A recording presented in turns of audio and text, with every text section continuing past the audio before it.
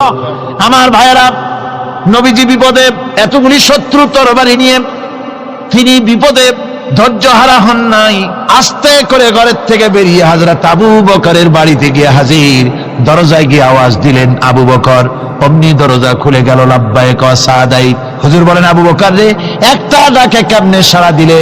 তুমি কি ঘুমাইছিলে না? হযরত আবু বকর বলেন, হুজুর আপনি বলেছেন আমাকে নিয়ে হিজরত করবেন। আমি মনে মনে চিন্তা করেছি, না জানি কত রাত্রে নবীজি আসেন, উঠতে যদি আমার দেরি হয়ে যায়, নবীজি যদি দরজার কাছে দাঁড়ায় দাঁড়ায় আমার ডাকাডাকি করে আর আমি যদি ঘুমায় থাকি, তাহলে আল্লাহর নবীর সঙ্গে বেয়াদবি হয়ে যাবে। এই মনে করে বিছানায় না ঘুমাইয়া আপনার গলার আওয়াজ শোনার জন্য এই দরজার সঙ্গে পিঠ লাগাইয়া লাগাইয়া দাঁড়াইয়া ঘুমাচ্ছিলাম। আল্লাহর নবী হযরত আবু বকরকে সঙ্গে করে নিয়ে চললেন মদিনার দিকে। উল্টা পথে রওনা করলেন। বারবার কাবা শরীফের দিকে তাকাতে লাগলেন। বুখারী শরীফে এসেছে, নবীজি বারবার কাবার দিকে তাকিয়ে বলতেছেন, রে কাবা, বড় আশা ছিল তোর কাছে থাকবো, তোর খেদমত করব, কিন্তু তোর নিষ্ঠুর সন্তানেরা তোর কাছে আমারে থাকতে দিল না রে। আল্লাহ নবী মিসফালা দিয়ে জাবালে কেদোয়ার উপর দিয়ে চলে গেলেন জাবালে সুরে। গুহার কাছে যখন গিয়েছেন, ফজর রক্ত হয়ে গেল। হযরত আবু বকর রাদিয়াল্লাহু তাআলা আনহু বলছেন, হুজুর আর উপায় নাই, দিন হয়ে গেল, এখন বুঝি ধরা পড়ে যাব। ওই গুহার মধ্যে গিয়ে আশ্রয় নেই। তবে আপনি দাঁড়ান, গুহার ভিতরেই পাহাড়িয়া গুহা, বিচ্ছু থাকতে পারে, সাপ থাকতে পারে, আমি আগে ঢুকি। যদি কোনো হিংস্র প্রাণী থাকে আমার উপর দিয়ে আঘাত হয়ে যাক, আল্লাহর নবী হেফাজতে থাকুন। হযরত আবু বকর রাদিয়াল্লাহু তাআলা আনহু গুহার ভিতরে নামলেন। নেমে গুহা সাফ করে হুজুরকে ডাকলেন। হুজুর তাশরীফ ফরমালেন গুহার মধ্যে। হুজুর বলেন, আবু বকর হেঁটে হেঁটে কষ্ট হয়ে গেছে, তুমি বসো, তোমার উরুর উপরে মাথা রেখে আমি একটু ঘুমায়ে যাই। আল্লাহর হাবিব ঘুমায়ে গেলেন। হযরত আবু বকর লক্ষ্য করে দেখেন চতুর্দিকে অনেকগুলি গর্ত দেখা যায়। এই গর্ত থেকে সাপ আসতে পারে, বিচ্ছু আসতে পারে মনে করে নিজের গায়ের চাদর ছিঁড়ে ছিঁড়ে গর্তগুলি বন্ধ করা শুরু করে দিলেন। কয়েকটা গর্ত বন্ধ করার মতো চাদর আর নাই, পাও দিয়ে চেপে ধরলেন। এক পাহাড়িয়া বিষধর সাপ বেরোবার জন্য চেষ্টা করে বেরোবার পথ খুঁজে নেই পেয়ে হযরত আবু বকরের পায়ের উপরে দংশন করেছে। বিষের যন্ত্রণায় হযরত আবু বকরের চোখ থেকে পানি দরদর করে পড়ছে। রাসূলুল্লাহর ঘুম ভেঙে গেল। আল্লাহর নবী তাকিয়ে বলেন, আবু বকর চোখে পানি কেন? বাড়ির কথা বুঝি মনে পড়ে গেছে? হযরত আবু বকর বলেন, ইয়া রাসূলুল্লাহ, আল্লাহর নামে কসম করে বলি, যেই দিন আমি ঈমান এনেছি ওই দিন থেকে আমার মা বাপ, আমার কোলে আমার সন্তান, আমার স্ত্রী, আমার জায়গা জমি ঘর বাড়ি, এমনকি আমার নিজের আত্মার চাইতে হুজুর আপনারে ভালোবাসি বেশি। তাহলে কাঁদো কেন? হযরত আবু বকর বলেন, হুজুর বাড়ির জন্য কাঁদি না, ছেলেপেলের জন্য কাঁদি না, সাপে দংশন করেছে, যন্ত্রণায় কাঁদতেছি। আল্লাহর নবী সঙ্গে সঙ্গে মুখ থেকে থুতু বার করে যন্ত্রণার জায়গায় লাগাই দিলেন। সঙ্গে সঙ্গে যন্ত্রণা বন্ধ হয়ে গেল। হুজুর বললেন, আবু বকর প্রথম যখন তোমার এই আঘাত করেছিল সাপে, আমাকে কেন তাড়াতাড়ি বলো নাই? এতক্ষণ তো তোমার কষ্ট হতো না। হযরত আবু বকর বলেন, ইয়া রাসূলুল্লাহ, ওটা তো সাপে কাটার যন্ত্রণা, ওই যন্ত্রণায় আমার রক্ত জ্বলতেছে, যন্ত্রণায় যন্ত্রণায় আমার কলেজাটা যদি ফেটেও যেত। আল্লাহর হাবিব আরাম ফরমাচ্ছিলেন, আমি তাকে আরামে বিঘ্ন ঘটাতে পারতাম না। আমার ভাইয়েরা, হযরত আবু বকর হযরত রাসূল দুজন বসে আছেন। এমনি সময় কাফের বেঈমানেরা খুঁজতে খুঁজতে জায়গা মতো এসে গেছে। একজনে বলে ভিতরে আছে, আর একজনে বলে নাই। পায়ের যদি থাকবে তাহলে মাকড়সায় জাল বুনালো কি করে, পাখি ডিম পেড়ে বসে আছে কি করে, তাদের সন্দেহ হতে লাগলো। এর মধ্যে না একজন বলে আছে আর একজন বলে নাই। হযরত আবু বকর ভয়ের চোটে কেঁদে ফেলেছেন, হুজুর আর উপায় নাই। এই যে অবস্থা, এই অবস্থার ভিতরে, এই অবস্থার ভেতরেও আল্লাহ নবী এতটুকু ঘাবড়ে যান নাই। শত্রুরা তরবারি নিয়ে এসেছে, সুযোগ পেলেই একটু তাকালেই দেখতে পাবে, তুলে মেরে ফেলে দেবে। আল্লাহর হাবিব মোটেই ধৈর্য হারালেন না, এতটুকু হতাশ হলেন না।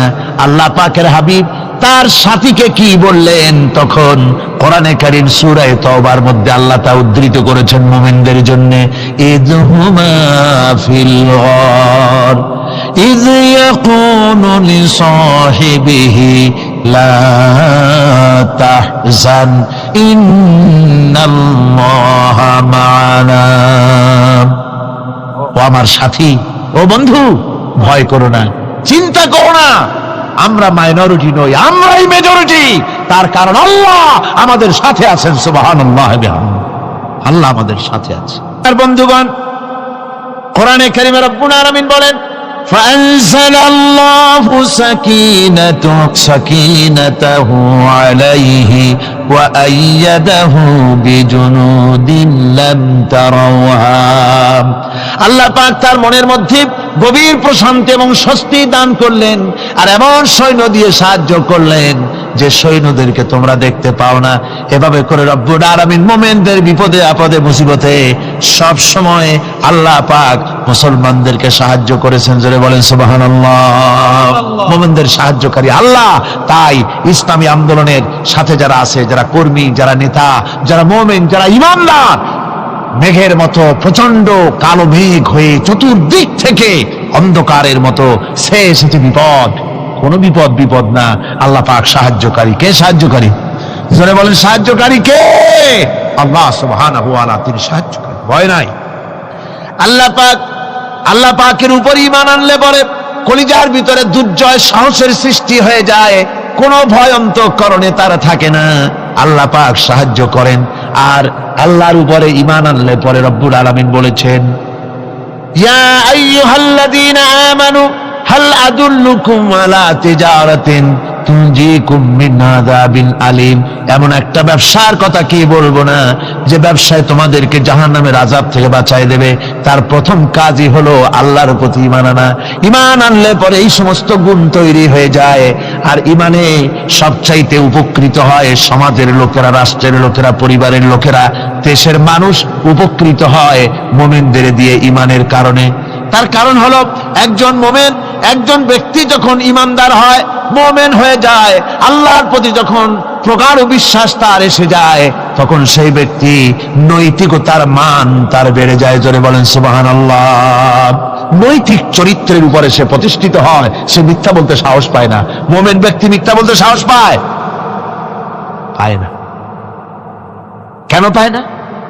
মিথ্যা বলতে সাহস পায় না, ঠকাতে সাহস পায় না, ওজনে কম দিতে সাহস পায় না, শয়তানি বদমাশি করতে সাহস পায় না। তার কারণ হলো আল্লাহ পাক বলে দিয়েছেন, মুমিন কোরআনের ভিতরে পড়েছে, ইয ইয়াতালাক্কাল মুতালাক্কিয়ানি আনিল ইয়ামিনি ওয়া আনিশ শিমালি কাঈদ। দুজন নিয়ন্ত্রণকারী ফেরেশতা তোমার ডানে এবং বামে বসে বসে তোমাকে নিয়ন্ত্রণ করছে। কোথায় যাও, কি করো, এই ফেরেশতারা বসে বসে সব দেখতেছে। মা ইয়ালফিযু মিন কাওলিন ইল্লা লাদাইহি রাকীবুন আতীদ। মানুষ এমন কোনো কথা বলে না যা ফেরেশতারা রেকর্ড না করে, সব রেকর্ড হয়ে যায়। তাই মুমিন ব্যক্তি দায়িত্বহীন কথা বলতে পারে না। মুমিন ব্যক্তির চরিত্র ভালো হয়ে যায়। সে যে কথা বলে বুঝে শুনে কথা বলে, সে যে ওয়াদা করে বুঝে শুনে ওয়াদা করে। যেহেতু সবকিছুর জবাব কিয়ামতে দিতে হবে। কোথায় দিতে হবে? কোথায় দিতে হবে? কিয়ামতে আল্লাহর দরবারে জবাব দিতে হবে। মহান আল্লাহ রাব্বুল আলামিন বলেছেন, ওয়ালাকাদ খালাকনাল ইনসানা ওয়া না'লামু মা তুওয়াসবিসু বিহি নাফসু। মানুষ সৃষ্টি করেছি আমি, তার অন্তঃকরণের ভিতরে ওয়াসওয়াসা কি হয় আমি জানি। এই জন্য মুমিনেরা মনের ভিতরে কোনো খারাপ কল্পনাও করতে পারে না।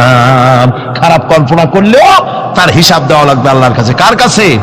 ওয়াইন তুবদু মিন আনফুসিকুম আও তুখফুহু ইউহাসিবুকুম বিহিল্লাহ। আল্লাহ বলেন, মনের মধ্যে যেসব কল্পনা করো তা প্রকাশ করো আর গোপন রাখো, ওইটার হিসাব নেব আমি আল্লাহ পাক। কিয়ামতের দিন আমার কাছে হিসাব দিতে হবে।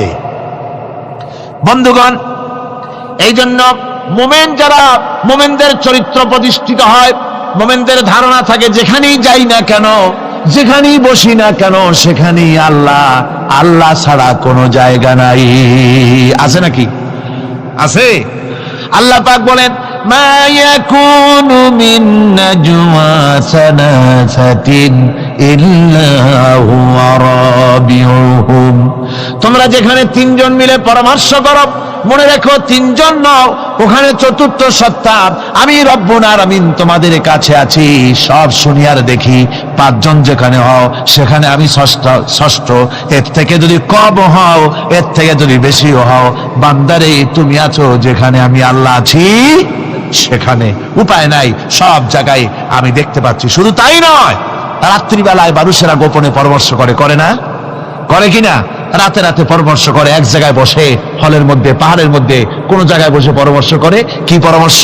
ইসলামী আন্দোলনের লোকদের মারবে, কোথায় তাদের ধরবে, কোথায় তাদের অত্যাচার করবে, এই সমস্ত পরামর্শ করে। আল্লাহ পাক বলছেন, শুনুন, আল্লাহ রাব্বুল আলামিন বলেন, ওয়া হুয়া মাআহুম إذ يبيتون ما لا يرضى من القول وكان الله بما يعملون محيطا।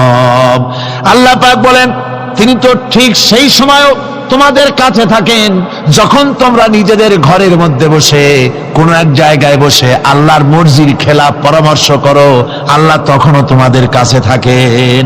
আল্লাহর ইহাতা থেকে, আল্লাহর কর্তৃত্ব থেকে বেরিয়ে যাওয়ার কোনো উপায় নাই। সুতরাং গোপনে বলেন, প্রকাশ্যে বলেন, যেভাবেই যা কিছু করা হোক না কেন, আল্লাহর কাছে আমাদের সমস্ত অপরাধগুলি ধরা হয়ে যায়। আর এটাই হচ্ছে ইমানের সীমা পরিসীমা। তিলকা হুদুদাল্লাহ ফালা তা'তাদুহা, তিলকা হুদুদুল্লাহ, এটাই হচ্ছে আল্লাহর সীমানা। ইমানের এই সীমারেখা বজায় রেখে ইমানের উপরে মজবুত করে কোনো ব্যক্তি, পরিবার, সমাজ, রাষ্ট্র যদি তৈরি হয়, তাহলে সেই সমাজই শান্তি আসে, সেই সমাজই আরাম আসে, সেই রাষ্ট্র শান্তিপূর্ণ হয়, সেখানে দিন কায়েম হয়, মানুষ সুখ সমৃদ্ধি খুঁজে পায়। সুতরাং আমরা আজকে আলোচনা করলাম ইমানের কোয়ালিটি। কি আলোচনা করলাম? ইমানের কোয়ালিটি। এই কোয়ালিটি দিয়ে যেন আল্লাহ আমাদেরকে ভরপুর করে দেন। জোরে বলেন আমিন, আরো জোরে বলেন আমিন।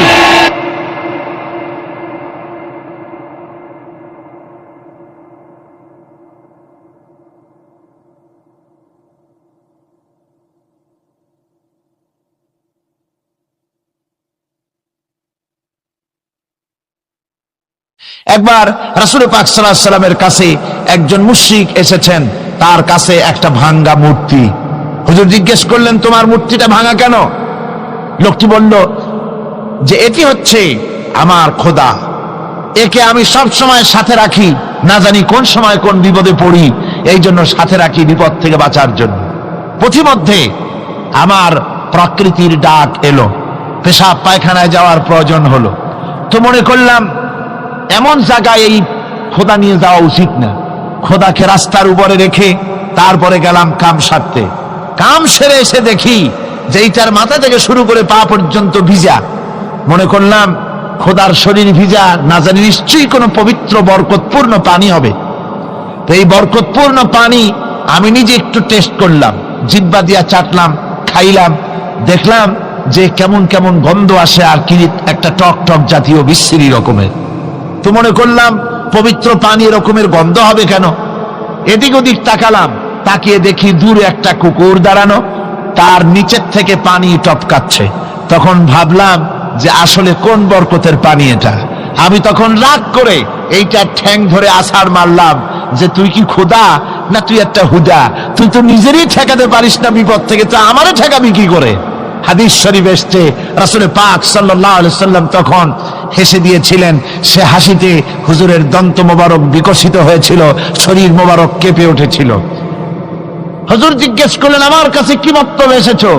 লোকটি বলছে, হুজুর আমার কাছে আজকে এসব জিনিসের ব্যর্থতা, অসারতা ধরা পড়েছে, আমি তৌহিদের আশ্রয় নিতে এসেছি। আল্লাহর নবী বললেন, পড়ো লা ইলাহা ইল্লাল্লাহু মুহাম্মাদুর রাসূলুল্লাহ। মুমিন ব্যক্তি আত্মমর্যাদার সৃষ্টি হয় তার কলিজার মধ্যে, আত্মসম্ভ্রম, আত্মসম্মান। সে কারো কাছে মাথা নত করবে না, তার কারণ সে জানে আমি যার গোলাম তিনি হচ্ছেন সকল ক্ষমতার উৎস। সকল ক্ষমতার উৎস কে? চিল্লায় বলতে হবে, সকল ক্ষমতার উৎস কে? কিন্তু আমার দেশের পার্লামেন্ট, আমার দেশের সংসদ, এই সংসদে নেতা নেত্রীরা সেখানে বসে বলেন সকল ক্ষমতার উৎস, সকল শক্তির উৎস জনগণ। বলেন এরকম, সকল ক্ষমতার উৎস জনগণ। এই ধরনের কথা বলা শিরক, বিশ্বাস করাও শিরক। জনগণের ক্ষমতা কোথায়? জনগণ শুধু ভোটের ক্ষমতা রাখে, ক্ষমতা দেওয়ার মালিক আর ক্ষমতা ছিনায় নেওয়ার মালিক জোরে বলেন কে? জনগণই যদি ক্ষমতার মালিক হয় তাহলে 9 বছরের রাজার 10 বছরের সাজা হয় কেমনে? জনগণ ক্ষমতার মালিক নয়, এটি একটি মিথ্যে কথা। এই কথাটি শিরক, কোন মুসলমানের কথা বিশ্বাস করা উচিত নয়। কথা বুঝতে পেরেছেন? কোন মুসলমানের বিশ্বাস করা উচিত নয়। আল্লাহ পাক পরিষ্কার বলেছেন, আন্নাল কুওয়াতা লিল্লাহি জামিআ, সমস্ত ক্ষমতার উৎস কেবলমাত্র আল্লাহ সুবহানাহু ওয়া তাআলা। কিন্তু বেকুবরা বোঝে না, জনগণকে খুশি করার জন্য, তাদের ভোট যেন বারবার পাওয়া যায়, এই জন্য বলে সমস্ত ক্ষমতার উৎস জনগণ। বেকুবেরা, পাগলেরা বুঝে না, সেই জন্যই তারা এই কথাগুলি বলে। কয়েকটি কথা আমাদের দেশে চালু আছে যে কথাগুলি শুনলে খুবই খারাপ লাগে। একটা হচ্ছে সকল ক্ষমতার উৎস জনগণ, এটি মারাত্মক শিরকপূর্ণ কথা।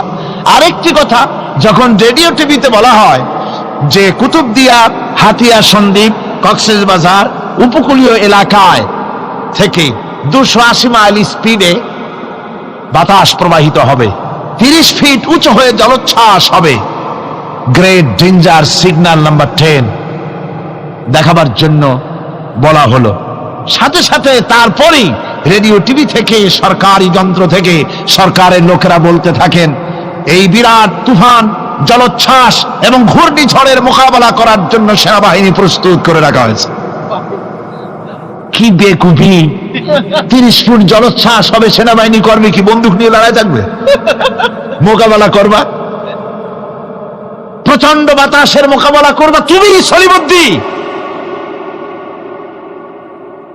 হ্যাঁ, বরং বলা যেতে পারে ঘূর্ণিঝড় এবং জলোচ্ছ্বাসের পরে যে দুর্যোগ সৃষ্টি হবে তড়িৎ গতিতে, আমরা সেই দুর্যোগকে, মানুষকে ঠেকাবার জন্য আমরা প্রাণ চেষ্টা চালাবো, আমাদের সব মেশিনারি সেজন্য প্রস্তুত আছে, এটা বলা যেতে পারে। কিন্তু ঝড়ের মোকাবেলা করব, মারাত্মক কথা, মারাত্মক কথা। আবার আরেকটি কথা খুবই মারাত্মক, এগুলো পত্র পত্রিকায় দেখি, অমুক দলের অমুক নেতা হসপিটালে মৃত্যুর সঙ্গে পাঞ্জা লড়তেছে। আজীব তামাশা! মৃত্যু কি তোমার মাইকেল টাইসন? মৃত্যু কি তোমার মোহাম্মদ আলী ক্লে যে পাঞ্জা লড়বা? মৃত্যুর সাথে পাঞ্জা লড়তে পারে এমন ক্ষমতা পৃথিবীর কারো আছে?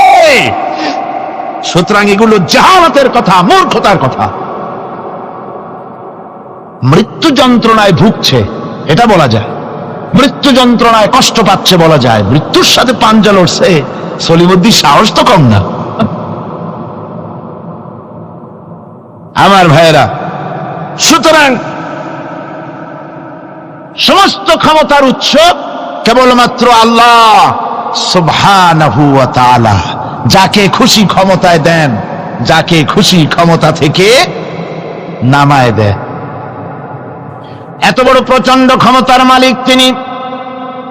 রাতকে দিন বানান, দিনকে রাত বানিয়ে দেন, সাগরকে নগর করেন, নগরকে সাগরে পরিণত করে দেন, আমিরকে ফকির করেন, ফকিরকে আমির বানায় দেন, রাস্তার মানুষ ধরে নিয়ে, অপরিচিত লোক একজন ধরে নিয়ে রাষ্ট্রের মালিক বানায় দেন, প্রেসিডেন্ট বানায় দেন।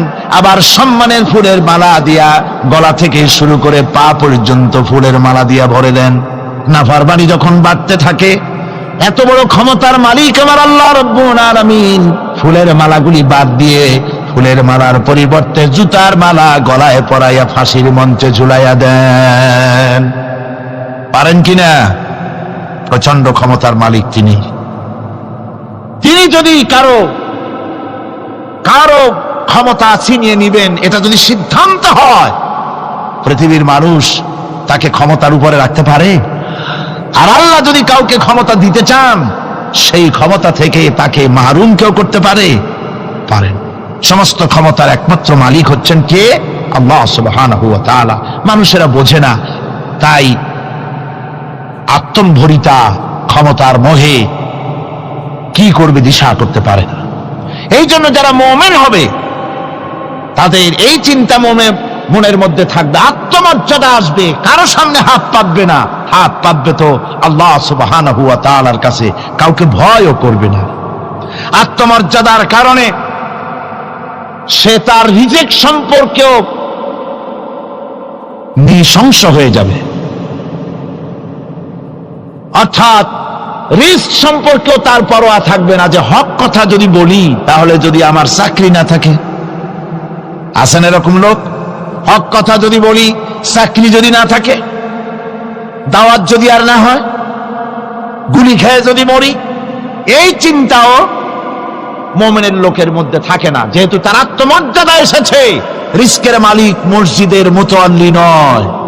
অনেক ইমাম আছে মসজিদে, হক কথা বলতে সাহস পায় না, আছে না? চট্টগ্রামে না থাকতে পারে, বিভিন্ন জেলায় আছে, হক কথা বলার সাহস পায় না, মনে করে রিস্কের মালিক মুতাল্লি অথবা সেক্রেটারি।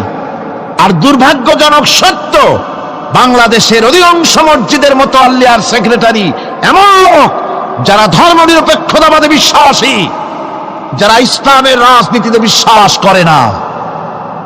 এ ধরনের বহু লোক মসজিদের সেক্রেটারি, মেম্বার, মুতাল্লি হয়ে বসে আছে আর মসজিদের ইমামদেরকে হক কথা বলতে দেয় না, আছে না? ইমাম সাহেবরা, আমি কিন্তু পাইকারি কথা বলছি না, আলহামদুলিল্লাহ যোগ্যতা সম্পন্ন ইমাম আছেন যারা কথা বলেন। আবার কিছু লোক আছে যারা ভয় পান, আমি তাদের উদ্দেশ্যে বলছি, কোরআনে কারীম বলছে রিস্কের মালিক হচ্ছেন আল্লাহ সুবহানাহু ওয়া তাআলা। তোমার রিস্কের পরোয়াটা কিসের? ইন্নাল্লাহা হুয়ার রাজ্জাকু যুল কুওয়াতিল মাতিন। রিস্কের মালিক তো আল্লাহ পাক, তার হাতেই সমস্ত রিস্ক। রিস্ক কার হাতে? বাংলাদেশ পৃথিবীর দ্বিতীয় বৃহত্তম মুসলিম দেশ, এই দেশে বসে মসজিদে কথা বলতে ভয় পায় মুসলমানেরা, মসজিদে বসে কথা বলতে ভয় পায়। কিন্তু ভারতের দিকে তাকান, ভারতের দিল্লির জুমা মসজিদের ইমাম আব্দুল্লাহ বুখারী, লোকটার জন্য দোয়া এসেই যায় দিল থেকে। যখন কলকাতার হাইকোর্টে কোরআনে কারীমকে ব্যান করে দেওয়ার জন্য মামলা দায়ের করা হলো,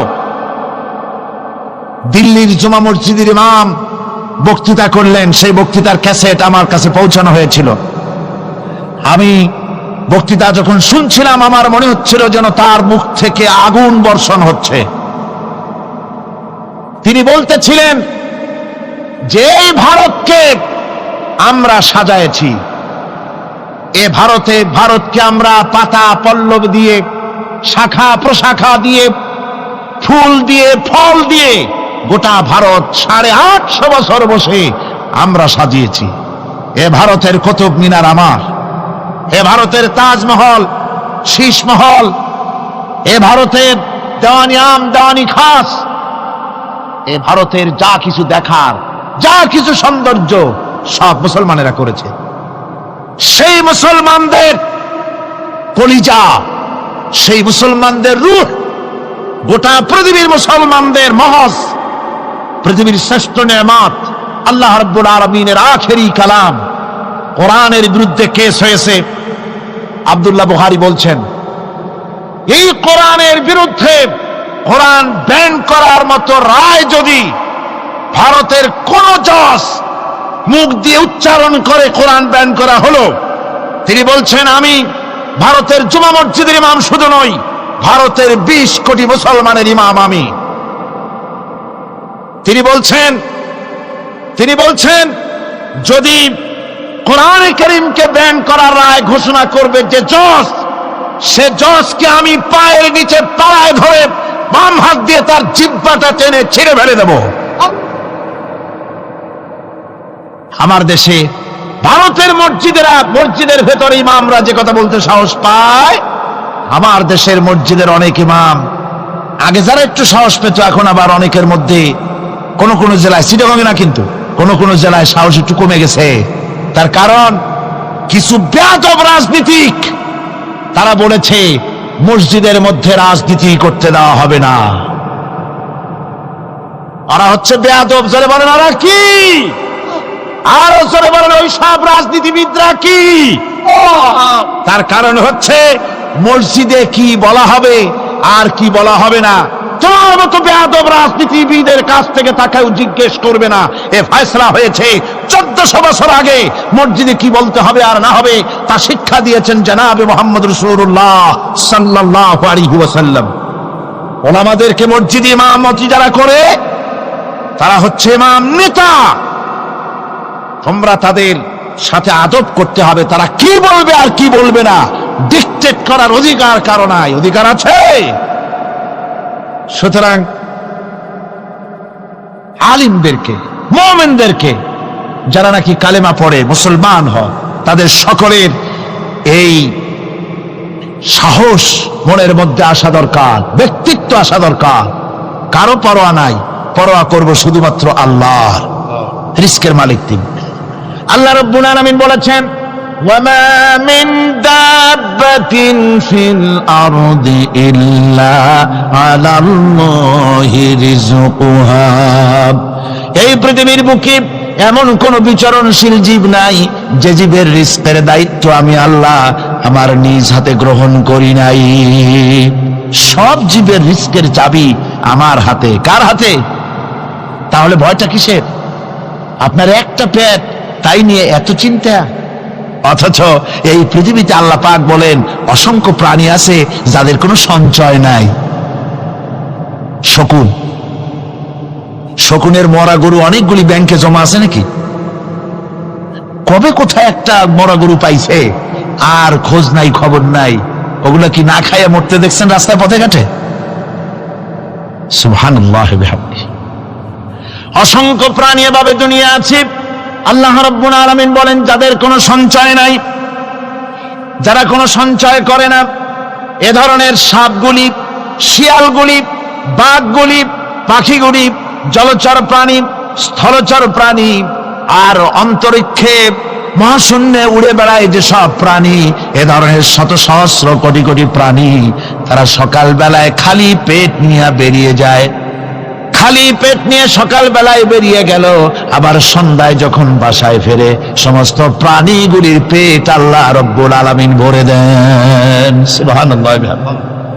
একটা প্রাণীও খালি পেটে বাড়ি ফেরে না। সুবহানাল্লাহ, সুবহানাল্লাহ। অথচ তাদের কিন্তু জন্ম নিয়ন্ত্রণের ব্যবস্থাও নাই।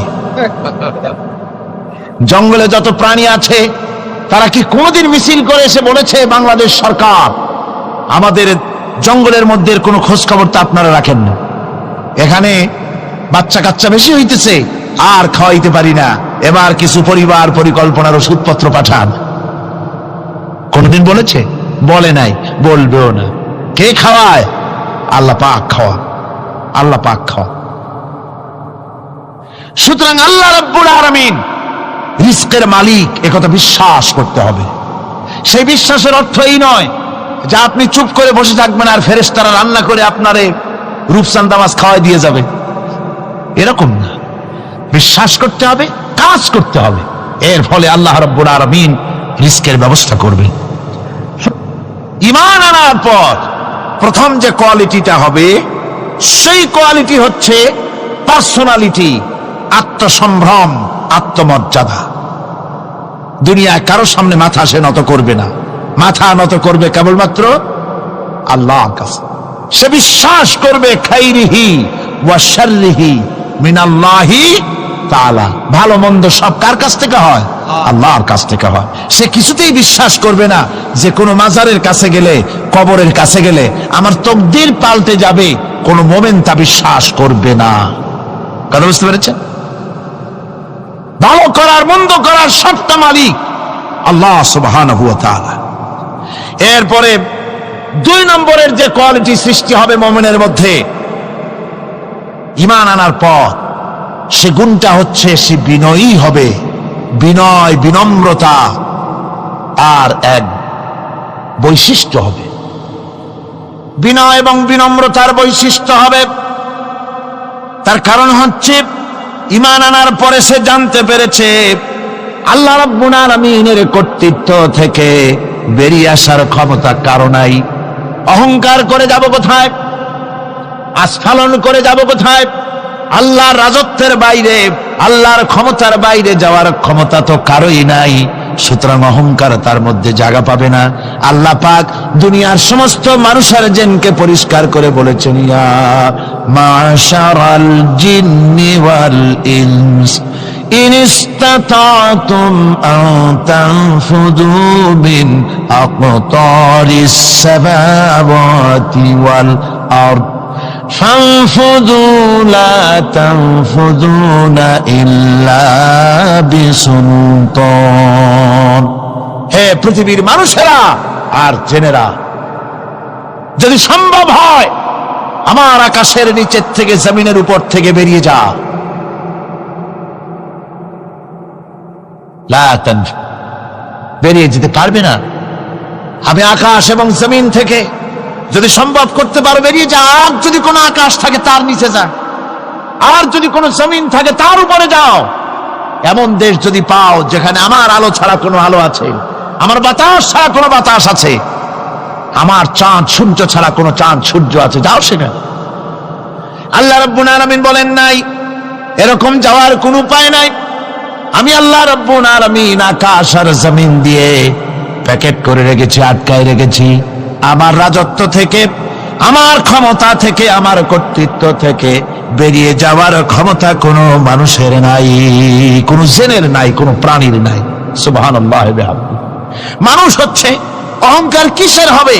তোমরা হচ্ছ ফকির। আল্লাহ পাক বলছেন ওয়াল্লাহুল গনিয়্যু ওয়া আনতুমুল ফুকারা। আল্লাহ হচ্ছেন গনি। আল্লাহ কি? গনি, বেনিয়াজ, বেপরোয়া। ফাআলুল লিমা ইউরিদ, যা খুশি তাই করে, কারো মুখাপেক্ষী তিনি নন। কোরআনে কারীমে রব্বুল আলামিন বলেছেন, নবী আপনি আমার ব্যাপারে, আমার গুণাবলীর ব্যাপারে বলুন। কুল হুয়াল্লাহু আহাদ, পড়েন সবাই। কুল হুয়াল্লাহু আহাদ আল্লাহুস সামাদ লাম ইয়ালিদ ওয়া লাম ইউলাদ ওয়া লাম ইয়াকুল লাহু কুফুয়ান আহাদ। আল্লাহ পাক বলেন, বান্দারে ও আমার নবী আপনি বলুন, আল্লাহ পাক এক এবং একক, তিনি নিরঙ্কুশ, তিনি বেনিয়াস, তিনি কারো মুখাপেক্ষী নন, তিনি কাউকে জন্ম দেন নাই, তাকেও কেউ জন্ম দেয়নি। আকাশ এবং জমিনে আল্লাহর সমকক্ষ কেউ নাই। তোমরা হচ্ছ ফকির আর আমি আল্লাহ হচ্ছে বেনিয়াস। লিল্লাহি মা ফিস সামাওয়াতি ওয়া মা ফিল আরদ, আকাশে যা আছে জমিনে যা আছে সব আল্লাহ, সব কার? আল্লাহ পাকের। সুতরাং কিসের অহংকার, কিসের মাতবাড়ি? মানুষ পেছনের কথা ভুলে যায়, মোটেই চিন্তা করে না। একটু আগে যারা ক্ষমতায় ছিল আজকে তারা ক্ষমতা হারা, আজকে যারা ক্ষমতায় এলো তারা আবার ক্ষমতা মসনদে বসে দুনিয়ার সব বিপদ আপদ ভুলে যায়। কি করে আরো বেশি লুটপাট করা যায়, আরো বেশি মানুষকে শোষণ করা যায়, মানুষ এই চিন্তাই করে। অহংকারে, ক্ষমতার দর্পে ফেটে পড়ে, চিন্তা করে না পেছনের কথা। আল্লাহ রাব্বুল আলামিন বলেন, যারা নাকি মুমিন বান্দাদের বিনয় এবং বিনম্রতা তাদের মধ্যে সৃষ্টি হয়ে যাবে, তার কারণ হলো আল্লাহ পাক বলেছেন ওয়ালা তামশি ফিল আরদি মারহান ইন্নাকা লান তাখরিকাল আরদা ওয়া লান তাবলুগাল জিবালা তুলা।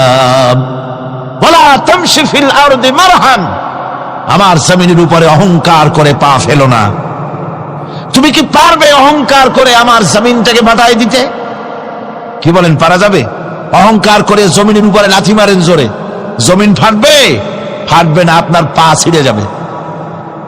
আপনি কি পারবেন অহংকার করে পাহাড়ের উচ্চতা লাফ দিয়ে ছাড়াই যেতে পারবেন? তাও পারবেন না।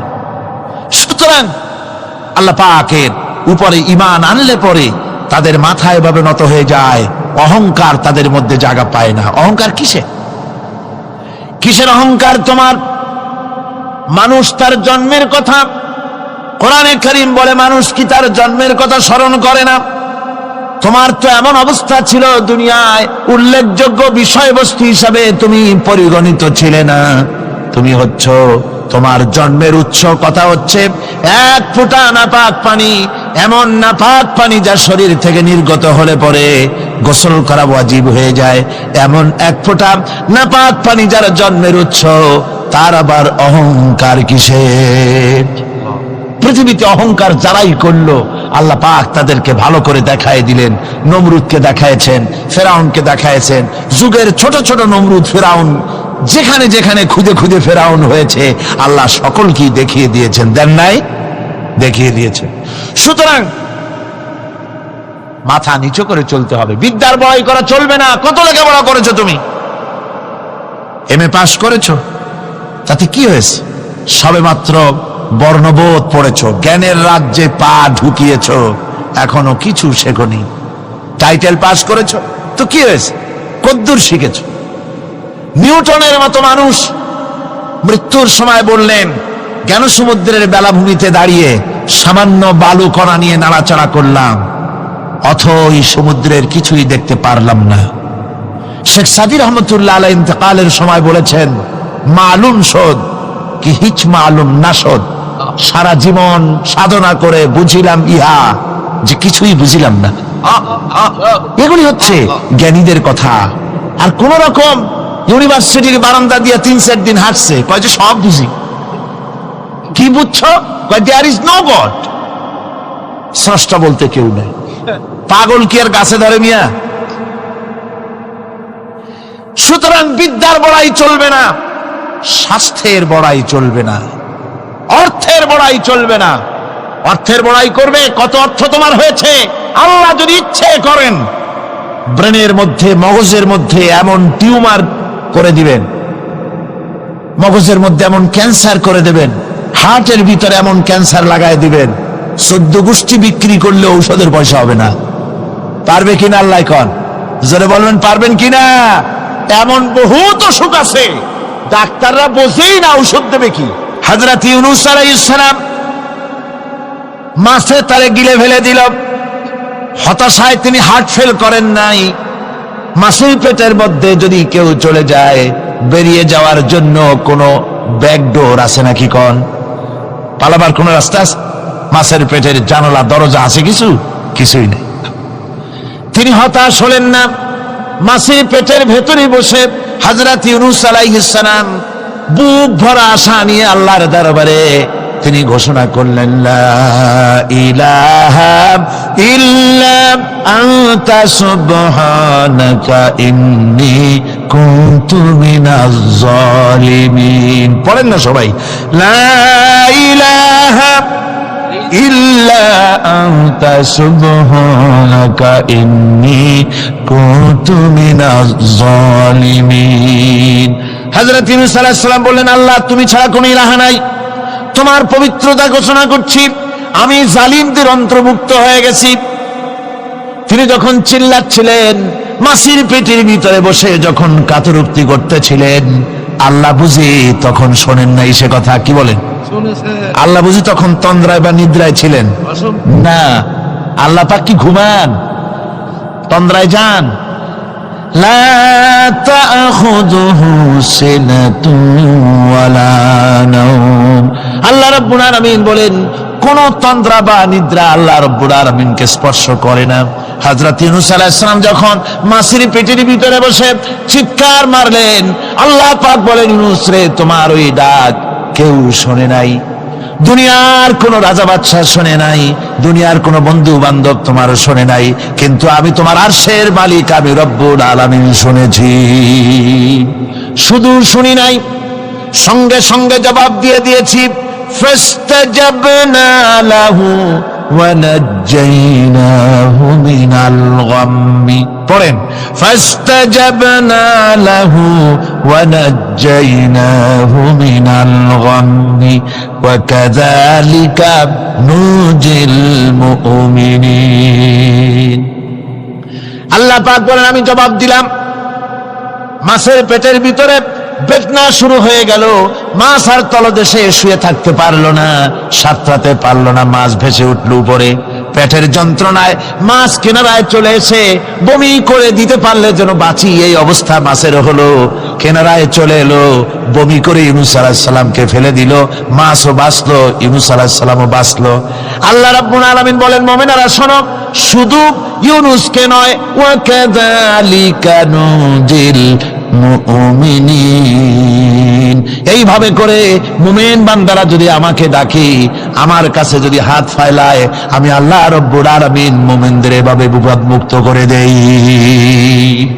আল্লাহ পাক বিপদ মুক্ত করে দেন। ওয়া ইয়াত্তাকিল্লাহা ইয়াজআল লাহু মাখরাজা, আল্লাহকে যে ভয় করে আল্লাহ তার জন্য রাস্তা খুলে দেন। জোরে কোন সুবহানাল্লাহ।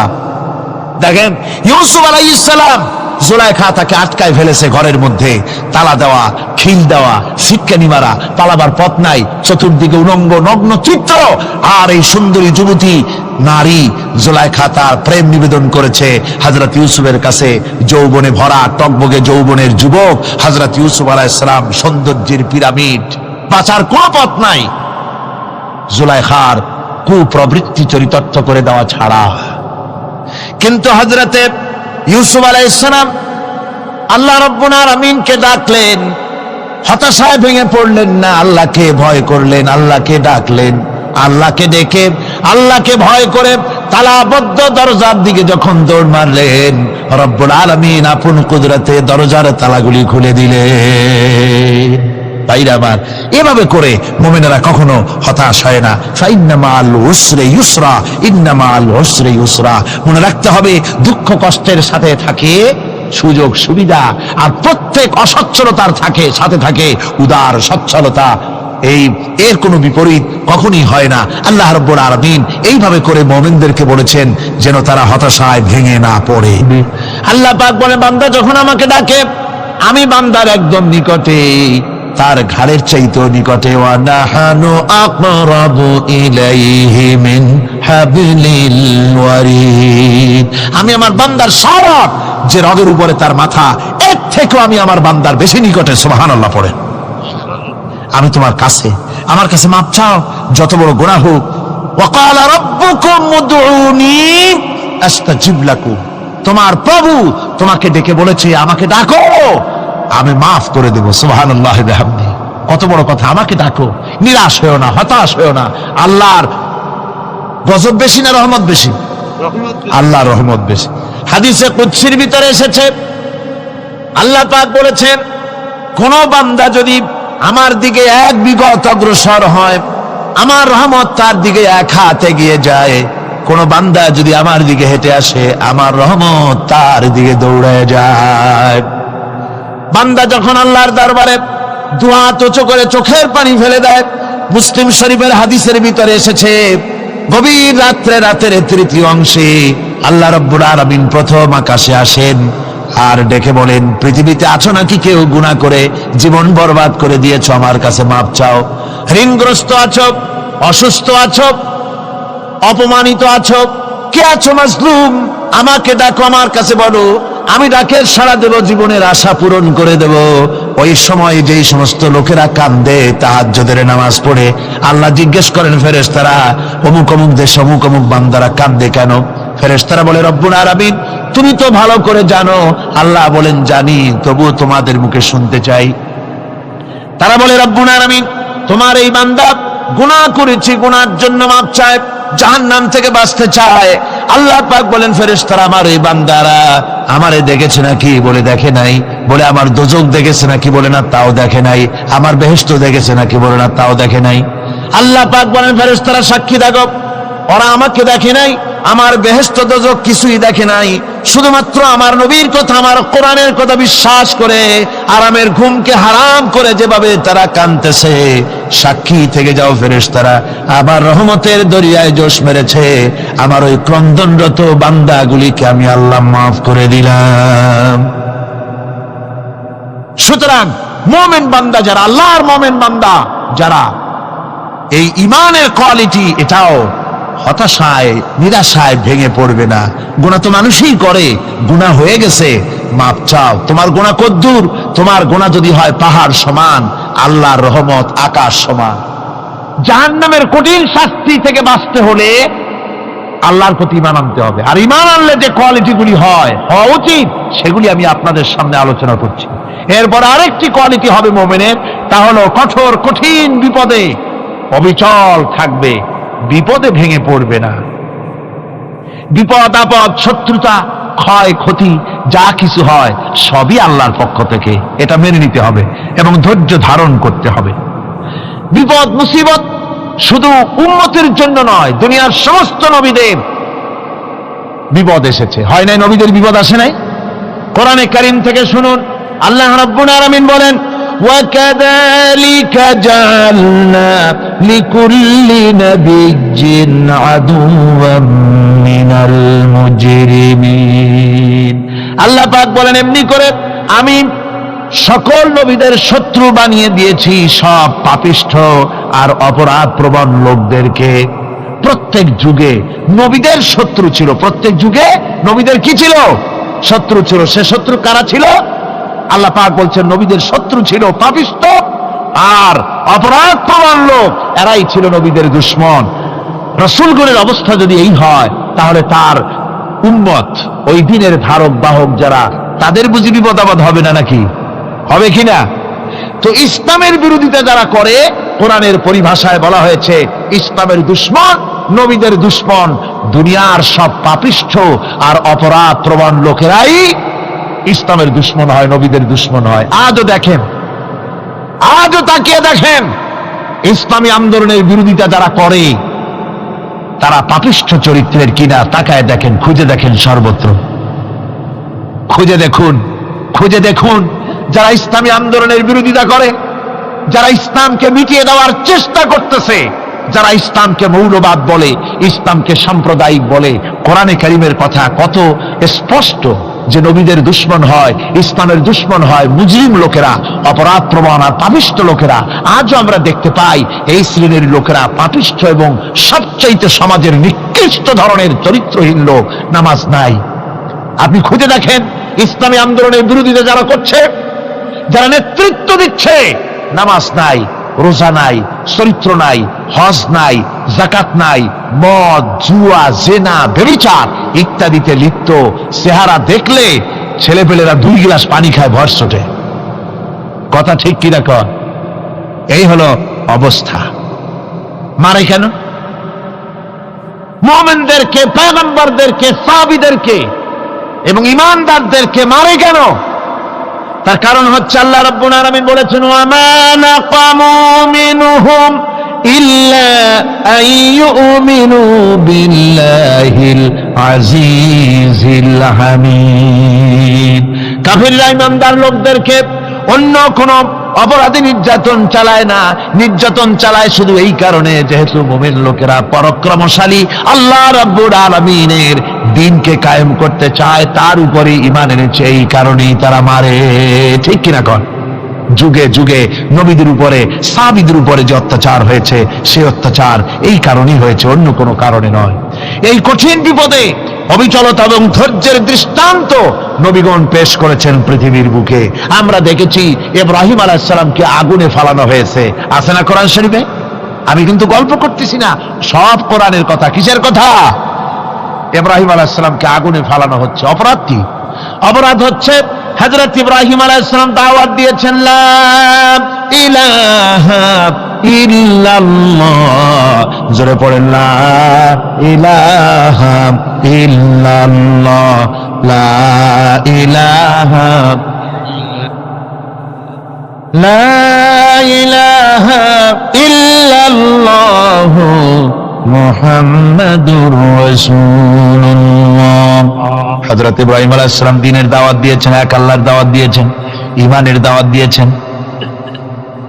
আর কোন অপরাধ ছিল না। নমরুদ সহ্য করতে পারল না।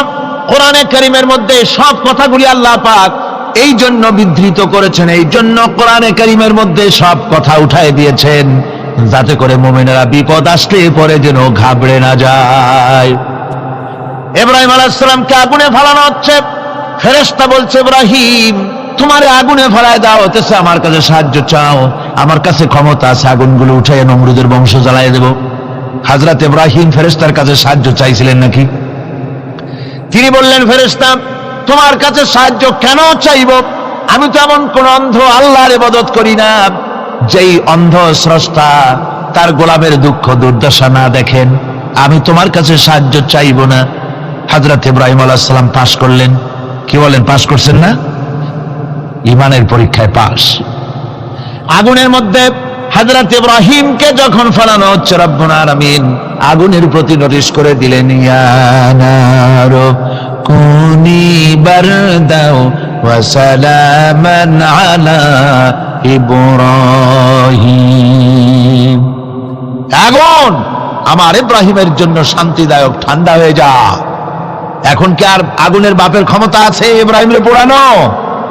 আর ক্ষমতা নাই।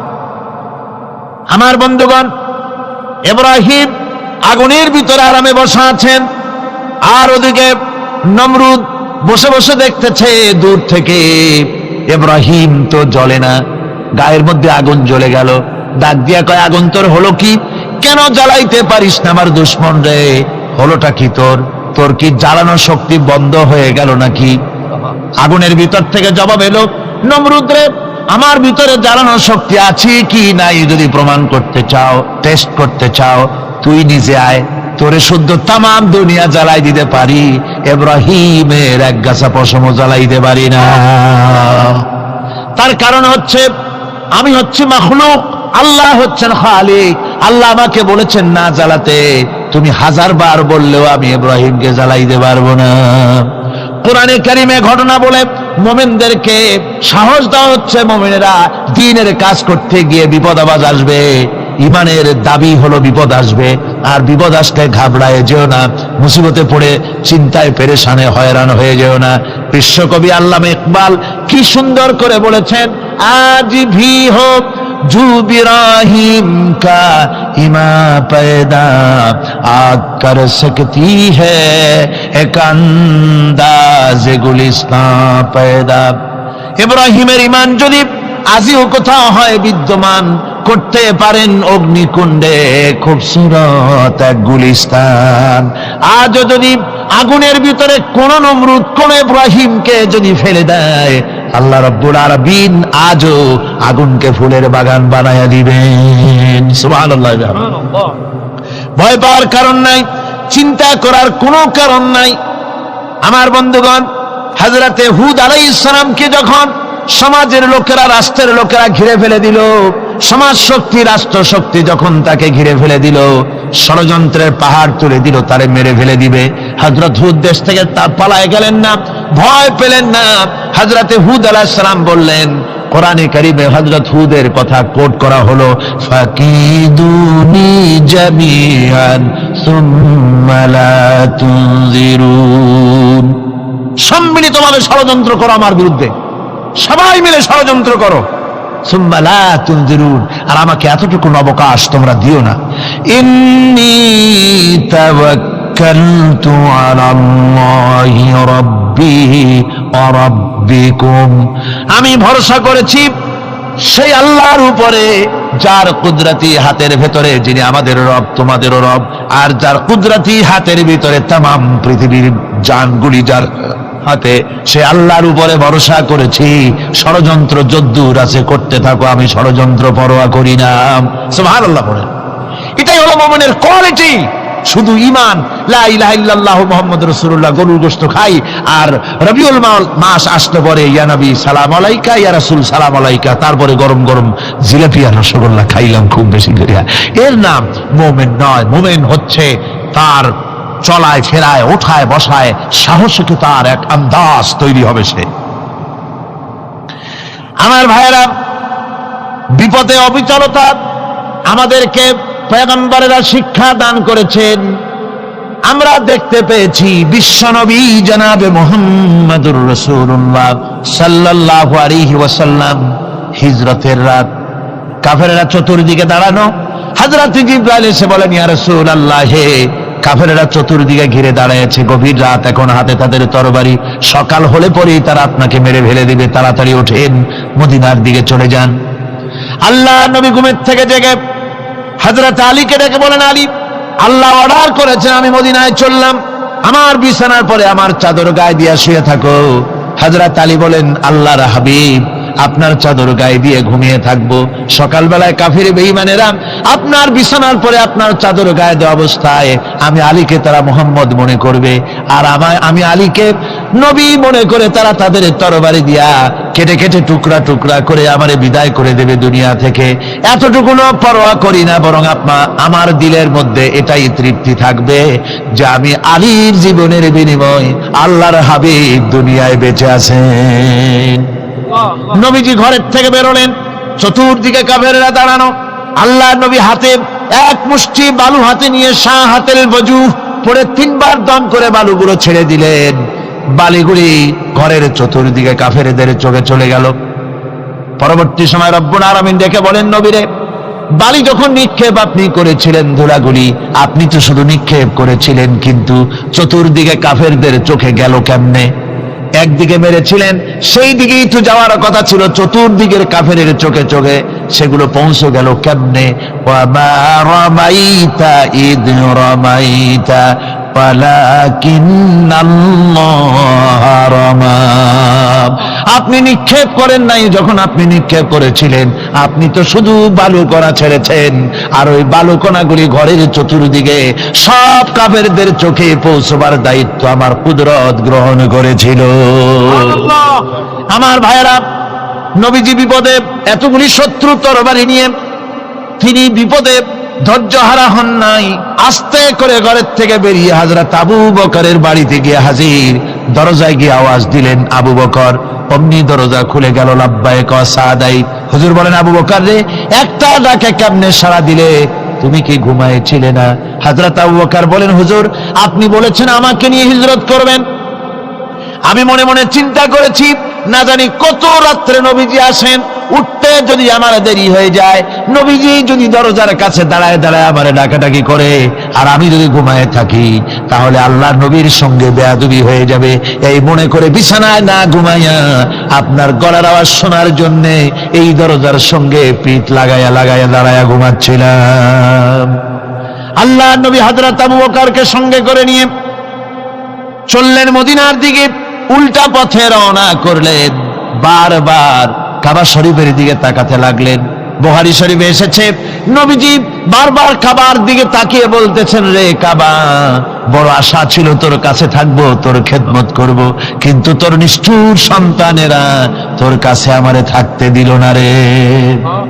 আল্লাহ নবী মিসফালা দিয়ে জাবালে কেদোয়ার উপর দিয়ে চলে গেলেন জাবালে সুরে। গুহার কাছে যখন গিয়েছেন, ফজর রক্ত হয়ে গেল। হযরত আবু বকর রাদিয়াল্লাহু তাআলা আনহু বলছেন, হুজুর, আর উপায় নাই, দিন হয়ে গেল, এখন বুঝি ধরা পড়ে যাব, ওই গুহার মধ্যে গিয়ে আশ্রয় নেই। তবে আপনি দাঁড়ান, গুহার ভিতরেই পাহাড়িয়া গুহা, বিচ্ছু থাকতে পারে, সাপ থাকতে পারে, আমি আগে ঢুকি, যদি কোনো হিংস্র প্রাণী থাকে আমার উপর দিয়ে আঘাত হয়ে যাক, আল্লাহর নবী হেফাজতে থাকুন। হযরত আবু বকর রাদিয়াল্লাহু তাআলা আনহু গুহার ভিতরে নামলেন। নেমে গুহা সাফ করে হুজুরকে ডাকলেন। হুজুর তাশরীফ ফরমালেন গুহার মধ্যে। হুজুর বলেন, আবু বকর, হেঁটে হেঁটে কষ্ট হয়ে গেছে, তুমি বসো, তোমার উরুর উপরে মাথা রেখে আমি একটু ঘুমায়ে যাই। আল্লাহর হাবিব ঘুমায়ে গেলেন। হযরত আবু বকর লক্ষ্য করে দেখেন চতুর্দিকে অনেকগুলি গর্ত দেখা যায়। এই গর্ত থেকে সাপ আসতে পারে, বিচ্ছু আসতে পারে মনে করে নিজের গায়ের চাদর ছিঁড়ে ছিঁড়ে গর্তগুলি বন্ধ করা শুরু করে দিলেন। কয়েকটা গর্ত বন্ধ করার মতো চাদর আর নাই, পাও দিয়ে চেপে ধরলেন। এক পাহাড়িয়া বিষধর সাপ বেরোবার জন্য চেষ্টা করে বেরোবার পথ খুঁজে নেই পেয়ে হযরত আবু বকরের পায়ের উপরে দংশন করেছে। বিষের যন্ত্রণায় হযরত আবু বকরের চোখ থেকে পানি দরদর করে পড়ছে। রাসূলুল্লাহর ঘুম ভেঙে গেল। আল্লাহর নবী তাকিয়ে বলেন, আবু বকর, চোখে পানি কেন? বাড়ির কথা বুঝি মনে পড়ে গেছে? হযরত আবু বকর বলেন, ইয়া রাসূলুল্লাহ, আল্লাহর নামে কসম করে বলি, যেই দিন আমি ঈমান এনেছি ওই দিন থেকে আমার মা বাপ, আমার কোলে আমার সন্তান, আমার স্ত্রী, আমার জায়গা জমি ঘর বাড়ি, এমনকি আমার নিজের আত্মার চাইতে হুজুর আপনারে ভালোবাসি বেশি। তাহলে কাঁদো কেন? হযরত আবু বকর বলেন, হুজুর বাড়ির জন্য কাঁদি না, ছেলেপেলের জন্য কাঁদি না, সাপে দংশন করেছে, যন্ত্রণায় কাঁদতেছি। আল্লাহ নবী সঙ্গে সঙ্গে মুখ থেকে থুতু বার করে যন্ত্রণার জায়গায় লাগাই দিলেন, সঙ্গে সঙ্গে যন্ত্রণা বন্ধ হয়ে গেল। হুজুর বললেন, আবু বকর, প্রথম যখন তোমার এই আঘাত করেছিল সাপে, আমাকে কেন তাড়াতাড়ি বলো নাই? এতক্ষণ তো তোমার কষ্ট হতো না। হযরত আবু বকর বলেন, ইয়া রাসূলুল্লাহ, ওটা তো সাপে কাটার যন্ত্রণা, ওই যন্ত্রণায় আমার রক্ত জ্বলতেছে, যন্ত্রণায় যন্ত্রণায় আমার কলেজাটা যদি ফেটেও যেত। আল্লাহর হাবিব আরাম ফরমাচ্ছিলেন, আমি তাকে আরামে বিঘ্ন ঘটাতে পারতাম না। আমার ভাইয়েরা, হযরতে আবু বকর, হযরতে রাসূল দুজন বসে আছেন। এমনি সময় কাফের বেঈমানেরা খুঁজতে খুঁজতে জায়গা মতো এসে গেছে। একজনে বলে ভিতরে আছে, আর একজনে বলে নাই। পায়ের যদি থাকবে তাহলে মাকড়সায় জাল বুনালো কি করে, পাখি ডিম পেড়ে বসে আছে কি করে, তাদের সন্দেহ হতে লাগলো। এর মধ্যে না একজন বলে আছে আর একজন বলে নাই। হযরত আবু বকর ভয়ের চোটে কেঁদে ফেলেছেন, হুজুর আর উপায় নাই। এই যে অবস্থা, এই অবস্থার ভেতরেও আল্লাহ নবী এতটুকু ঘাবড়ে যান নাই। শত্রুরা তরবারি নিয়ে এসেছে, সুযোগ পেলেই একটু তাকালেই দেখতে পাবে, তুলে মেরে ফেলে দেবে। আল্লাহর হাবিব মোটেই ধৈর্য হারালেন না, এতটুকু হতাশ হলেন না। আল্লাহ পাকের হাবিব তার সাথীকে কি বললেন? তখন কোরআনে কারীম সূরা তাওবার মধ্যে আল্লাহ তা উদ্ধৃত করেছেন মুমিনদের জন্য, ইযহুমা ফিল গার إذ يقول لصاحبه لا تحزن إن الله معنا। ও আমার সাথী, ও বন্ধু, ভয় করো না, চিন্তা করো না, আমরা মাইনরিটি নই, আমরাই মেজরিটি। তার কারণ আল্লাহ আমাদের সাথে আছেন। সুবহানাল্লাহ, আল্লাহ আমাদের সাথে আছে। আর বন্ধুগণ, কোরআনে কারীমে রব্বুল আলামিন বলেন, فأنزل الله سكينته عليه وأيده بجنود لم تروها। আল্লাহ পাক তার মনের মধ্যে গভীর প্রশান্তি এবং স্বস্তি দান করলেন, আর এমন সৈন্য দিয়ে সাহায্য করলেন যে সৈন্যদেরকে তোমরা দেখতে পাও না। এভাবে করে রব্বুল আলামিন মুমিনদের বিপদে আপদে মুসিবতে সব সময় আল্লাহ পাক মুসলমানদেরকে সাহায্য